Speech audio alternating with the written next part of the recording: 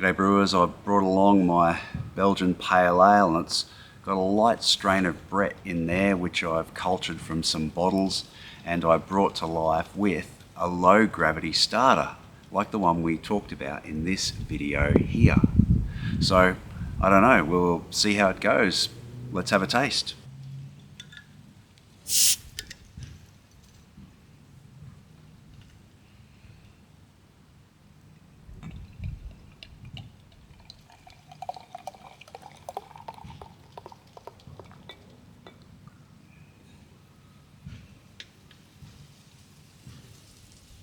There you have it, nice copper colour, nice aromatics, citrus, floral, notes of spice.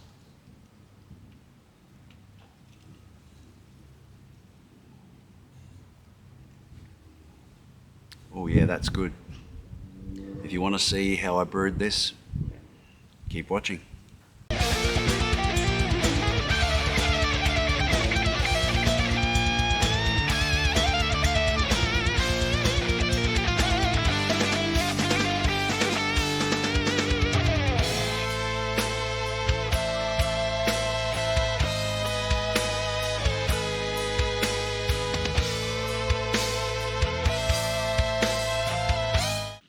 Okay, so let's talk about the grains we're using today.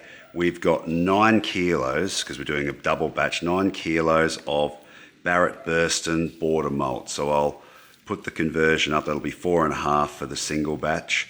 This is the lightest, it's a pale malt, somewhere between an ale malt and a pilsner. And that's going to add a little bit of malt sweetness. And that's forms our base for the beer.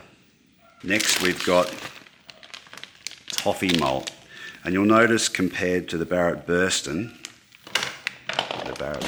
there, you notice this one has a bit more of a caramelly yellow tinge to it, some darker bits, and it's also the kernels aren't as plump, they're a little bit sunken in. This toffee malt's going to add a little bit of sweetness to the final beer, and then from there we're going to start layering our malts. We've got biscuit oats, which I'm hoping will give a nutty biscuit complexity. We've got medium crystal. Again, we're moving up in the toffee sort of range. You'll notice it's a bit darker than the toffee malt. Whereas that's yellow, we're going a little bit slight amber hues and some darker pieces in this. Nice plump grains. Then we're layering in some 250 mils of dark crystal malt. Again, nice plump grains, but you might notice that's slightly darker if I put those two side by side. Let me zoom out a bit. Be able to see this is definitely slightly darker than the medium crystal. And then we're also going to add in some Shepherd's Delight, and I don't know if you can see that on the camera. Slightly darker again to the dark crystal. So we're layering in these layers, and we're hoping by doing this we're going to bring in these caramel, toffee, moving into butterscotch, fruit cake type complexity into our finished malt bill.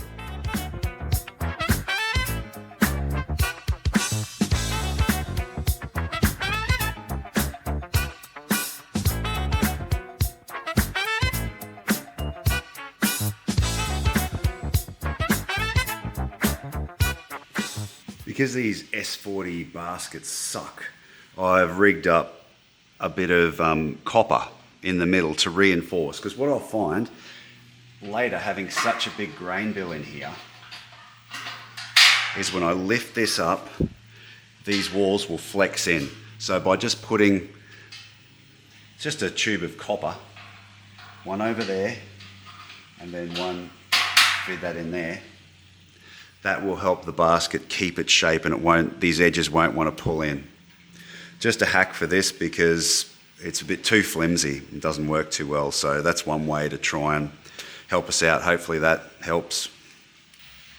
Now I'm also going to mash in at 50 degrees today, and the reason for that is so that I can do a kind of pseudo step mash. I'm just going to let the mash creep up in temperature till it reaches that top level of 68%. I'm hoping that by throwing it in at 50, we might get a bit more proteinase activity, like a pseudo protein step, which might give us a clearer beer with better head retention in the end.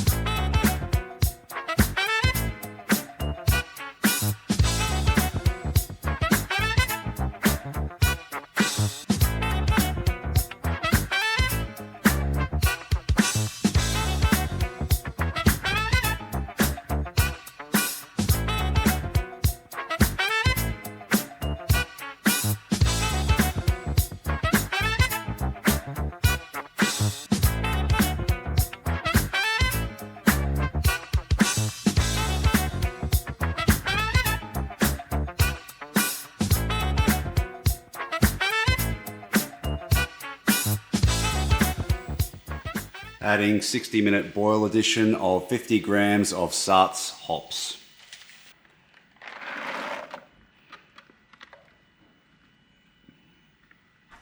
With 10 minutes to go, I'm adding 25 grams of Styrian Goldings and my Werflock tablet.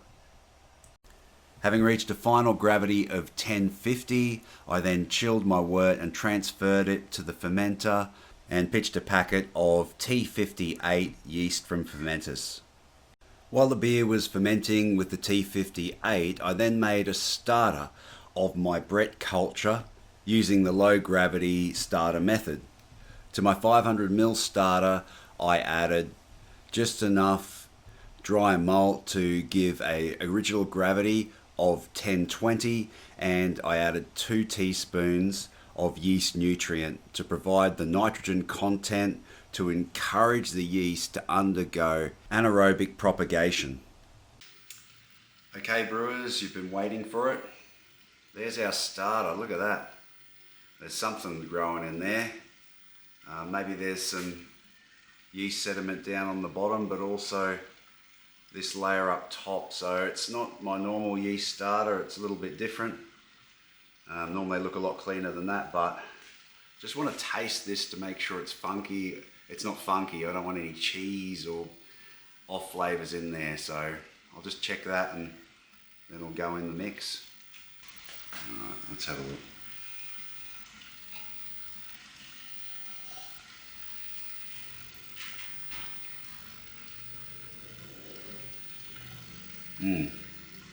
No, there's nothing, really anything going on there. It feels quite plain. It's not quite as minerally, like from the nitrogen, but let's be brave, throw it in, see what happens. I've transferred my beer to another vessel so that I don't contaminate my stainless steel and all the little nooks and crannies with the Brett beer. Once you do, it's difficult to get rid of it. Alright, so let's have a talk about the finished beer. That's got a nice head, nice amber colour. That's bang on for what I'm looking for in a Belgian Pale Ale. The carbonation's not quite yet, but in time this will grow fizzier and fizzier. So, and I do want to age it to see how this Brett develops over time. On the nose. There's some Belgian funk, maybe a bit of funk from that Brett, but there's also some nice fruity citrus and stone fruit aromas. Oh yeah, and nice malt. There's a nice sweet malt character that carries underneath it. Let's dive in for a taste.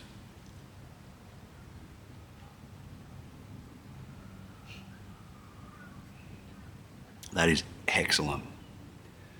So all those complex malts that we've layered in have done the job.